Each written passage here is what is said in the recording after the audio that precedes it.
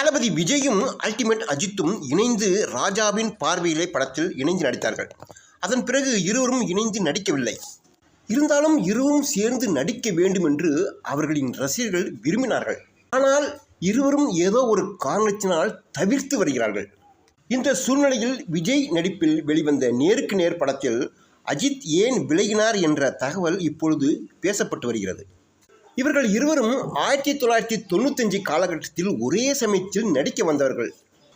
இவர்கள் இருவரும் இணைந்து ராஜாவின் பார்வையிலே என்ற படத்தில் நடித்தார்கள். அதற்கு பிறகு நேருக்கு நேர் என்ற படத்தில் நடிக்க அஜித் கமிட் ஆனார். ஆனால் சில காரணங்களால் அஜித் அந்த படத்தில் நடிக்கவில்லை. அதன் பின்பு இருவரும் சேர்ந்து நடிக்க முயற்சி எடுக்கவில்லை. இந்த நிலையில் நேருக்கு நேர் படத்திலிருந்து அஜித் விலகியதற்கான காரணம் குறித்து ஒரு தகவல் வெளியாகியிருக்கிறது. அதன்படி விஜய் ஏற்றிருக்கும் கதாபாத்திரம் தனக்கு வேண்டுமென்று அஜித் கேட்டதாகவும் அதற்கு டைரக்டர் வசந்த் ஏற்க மறுத்ததாகவும் அதனால்தான் அவர் விலகிவிட்டார் என்று ஒரு தகவல் ஓடுகிறது.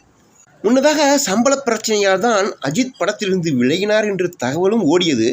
எது என்று உறுதியாக தெரியவில்லை. தற்சமயம் அஜித் இப்பொழுது விடாமுயற்சி படத்திலும் குட் பேட் அக்லி என்ற படத்திலும் ஒரே நேரத்தில் நடித்து வருகிறார்.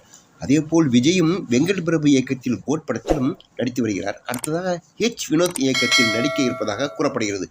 அதுதான் அவரது கடைசி படம் என்றும் குறிப்பிடத்தக்கது. சினிமா சம்பந்தமான செய்திகளை மற்றும் ஒரு பதிவில் பார்ப்போம். வணக்கம்.